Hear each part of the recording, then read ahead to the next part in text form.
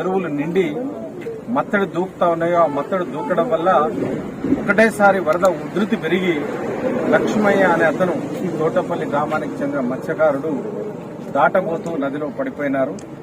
మరి ఇంతవరకైతే ఆయన యొక్క ఆనవాళ్లు మాత్రమే దొరికినాయి, ఇంకా డెడ్ బాడీ దొరకలేదు.